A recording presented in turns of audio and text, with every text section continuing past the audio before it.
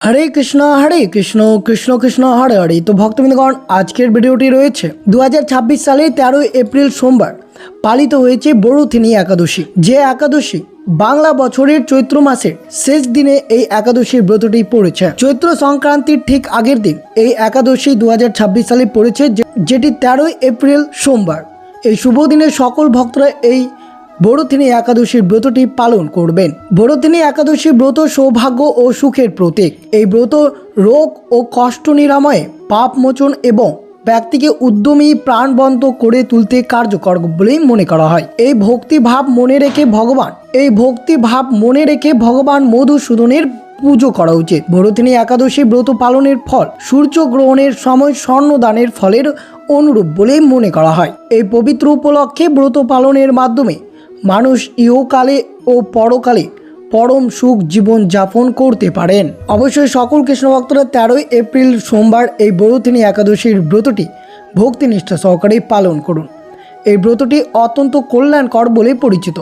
একটি ধর্মীয় বিশ্বাস অনুসারে ব্রাহ্মণদের ভিক্ষাদান, লক্ষ লক্ষ বছর ধরে ধ্যান করা এবং কন্যাদানের আশীর্বাদ লাভের চেয়ে বড়থিনী একাদশীর ব্রত অধিক ফলপ্রসূ।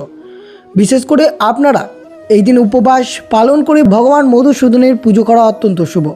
এর ফলে তিনি অত্যন্ত প্রসন্ন হন।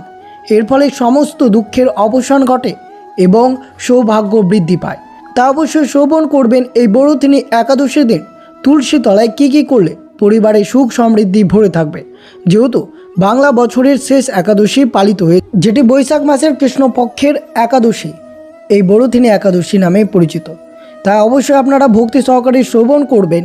এই বড়থিনী একাদশীর দিন কিভাবে ব্রতটি পালন করবেন। এইভাবে ব্রতটি পালন করলে সমস্ত পাপ থেকে মুক্ত পাওয়া যায়।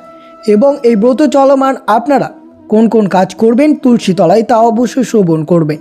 এবং সর্বশেষে এই বড়থিনী একাদশীর ব্রতের মাহাত্ম্য কথাটি কী রয়েছে তা ভক্তি সহকারে শ্রবণ করুন। অবশ্যই আপনারা মনোযোগভাবে শ্রবণ করবেন। তো অবশ্যই ভিডিওটি আপনাদের জন্য অত্যন্ত গুরুত্বপূর্ণ হতে চলেছে। তাই ভিডিওটি অবশ্যই শুরু থেকে শেষ পর্যন্ত ভক্তি সহকারে শ্রবণ করবেন। আর চ্যানেলে নতুন হয়ে থাকলে দয়া করে চ্যানেলটিকে সাবস্ক্রাইব করবেন, লাইক করবেন, কমেন্টে ভক্তি ভালোবাসা শ্রদ্ধা দিয়ে জয় শ্রীকৃষ্ণের জয় লিখে দিতে ভুলবেন না। এবং ভিডিওটি আপনার আত্মীয় ভক্ত ও বন্ধুদের সাথে অবশ্যই শেয়ার করবেন। 2026 সালের 13 এপ্রিল সোমবার এই বড়থিনী একাদশীর ব্রতটি পালিত হয়েছে। এই দিনটিকে অত্যন্ত পবিত্র বলেই মনে করা হয়। এই দিনে ভগবান বিষ্ণুকে পুজো করা হয়। ভক্তরা এই দিনে বিশেষ পুজো ও ব্রত পালন করে থাকেন। শুক্লপক্ষের একাদশী এবং কৃষ্ণপক্ষের একাদশী হলো প্রতি মাসে আসা দুটো একাদশী। এই বড়থিনী একাদশী পালনের জন্য নির্দিষ্ট কিছু নিয়ম রয়েছে। এই শুভ দিনে সারা রাত জেগে প্রার্থনা স্তুত গানের মাধ্যমে এই উপবাস পালন করতে হয়। যেহেতু চৈত্র মাসের শেষ একাদশী অর্থাৎ বাংলা বছরের শেষ একাদশী, এই বড়থিনী একাদশী ব্রতটি আপনারা ভক্তিনিষ্ঠ সহকারেই পালন করবেন। একাদশীর আগের দিন অর্থাৎ দশমী থেকে বড়থিনী একাদশীর ব্রত শুরু করা যেতে পারে। বড়থিনী একাদশীর দিন ভক্তদেরকে খুব ভোরে ঘুম থেকে উঠে পবিত্র স্নান করে ভগবান বিষ্ণুর পুজো করা উচিত। এটি অত্যন্ত শুভ হতে পারে। তাই এই দিনটি আপনারা ভজন কীর্তনের মাধ্যমে দিনটিকে অতিবাহিত করতে হবে।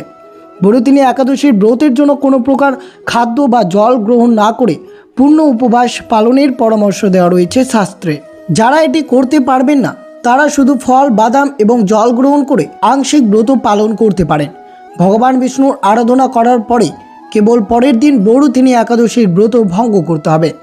ভগবান বিষ্ণু বা তার অবতার বামনের আরাধনায় বড়থিনী একাদশী একটি গুরুত্বপূর্ণ আচার। এই শুভ দিনে প্রদীপ, ধূপকাঠি, তুলসী পাতা, ফুল, চন্দন ইত্যাদি ব্যবহার করে বাড়িতে এই ব্রত পালন করা যেতে পারে। সম্ভব হলে যারা ব্রত পালন করবেন তাদের অবশ্যই এই শুভ দিন অর্থাৎ বড়থিনী একাদশীর দিন ভগবান বিষ্ণুর মন্দিরে গিয়ে মন্ত্র জপ এবং শাস্ত্র পাঠ করে জেগে থাকতে পারেন। এই ক্ষেত্রে সত্যনারায়ণের কথা, বিষ্ণুর সহস্রনাম বা ভগবদ্গীতার অধ্যায়গুলো পাঠ করা যেতে পারে। তা আরও শুভ হতে পারে আপনাদের জন্য। এই বড়থিনী একাদশীর দিন অবশ্যই ব্রত কথা না পড়া বা শোনা ছাড়া পুজো অসম্পূর্ণ। তা অবশ্যই সকল ভক্তদেরকে এই শুভ দিনে এই বড়থিনী একাদশীর ব্রত কথাটি ভক্তি সহকারে পাঠ করতে হবে।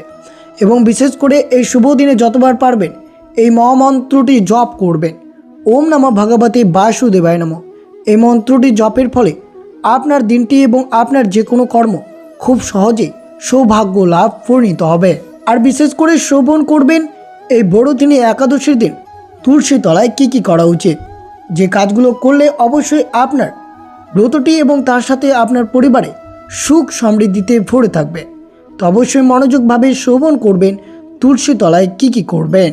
এই বড়দিনে একাদশীর দিন অর্থাৎ 2026 সালের 13ই এপ্রিল সোমবার এই শুভ দিনে অবশ্যই সূর্যাস্তের পর গোধূলি লগ্নে স্নান করে বা হাত মুখ ধুয়ে শুদ্ধ বস্ত্রে তুলসী তলায় প্রদীপ নিবেদন করা অত্যন্ত পুণ্যজনক। একটি পিতল বা মাটির প্রদীপ খাঁটি গাওয়া ঘি ও তুলোর সলতে দিয়ে প্রদীপ জ্বালান। প্রদীপের সাথে ধূপকাঠি জ্বালিয়ে মা তুলসীর আরতি করতে পারেন। শাস্ত্রমতে এই আলো জীবনের সমস্ত অন্ধকার পাপ নেতিবাচক শক্তি দূর করে সংসারে সুখ সমৃদ্ধি নিয়ে আসে বলে বিশ্বাস রয়েছে। 2 নম্বর, প্রদক্ষিণ বা প্রণাম মন্ত্র। প্রদীপ নিবেদনের পর করজোড়ে ভক্তি ভরে তুলসী গাছকে 3, 7 অথবা 11 বার ডান দিক থেকে প্রদক্ষিণ করবেন।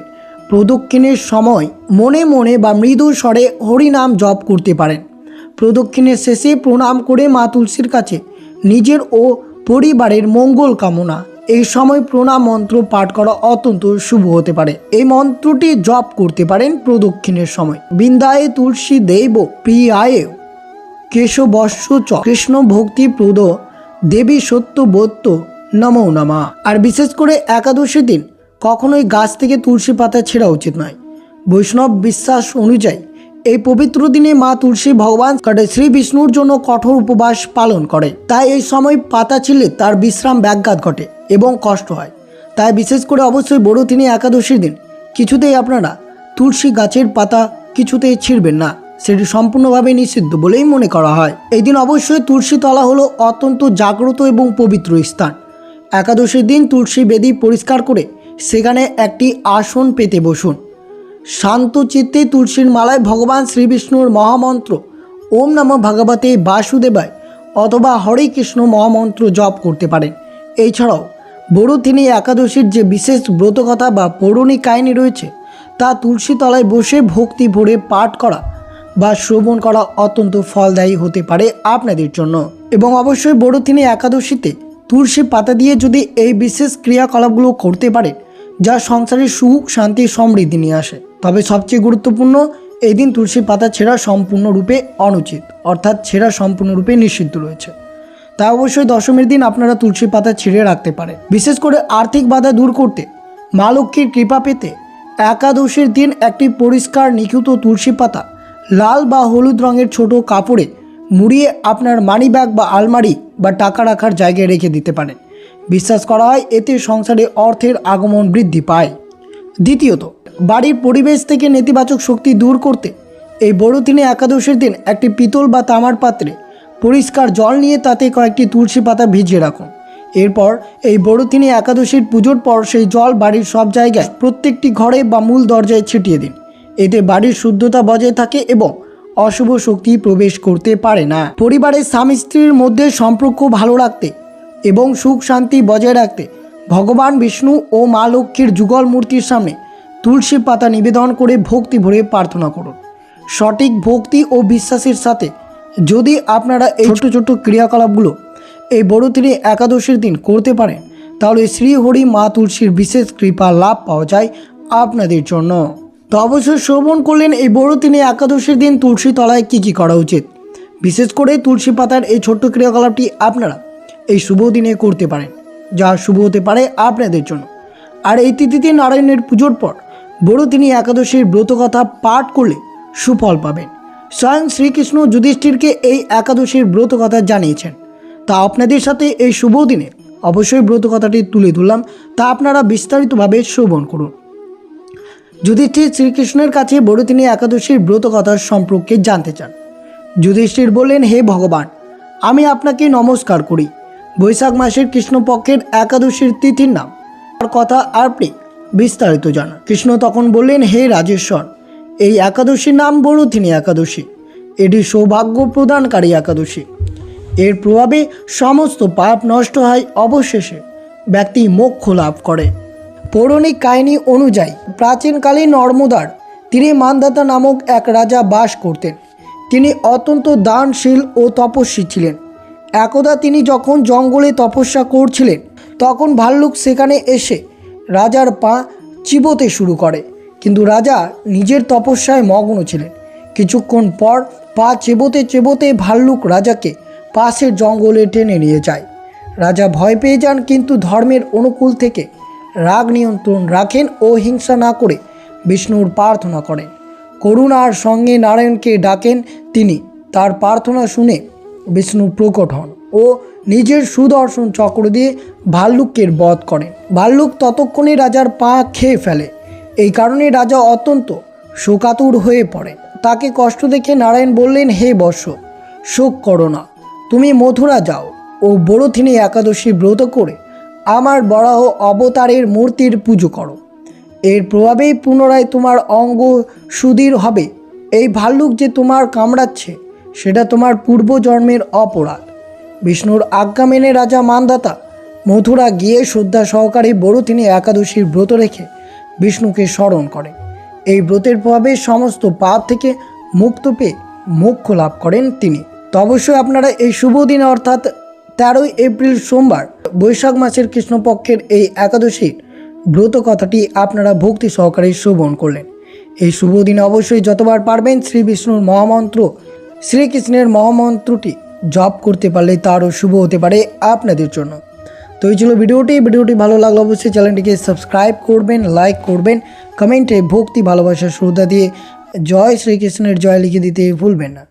এবং ভিডিওটি আপনার আত্মীয় ভক্ত বা বন্ধুদের সাথে অবশ্যই শেয়ার করবেন। সুস্থ থাকবেন, সতর্ক থাকবেন। জয় শ্রীকৃষ্ণ। রাধে রাধে।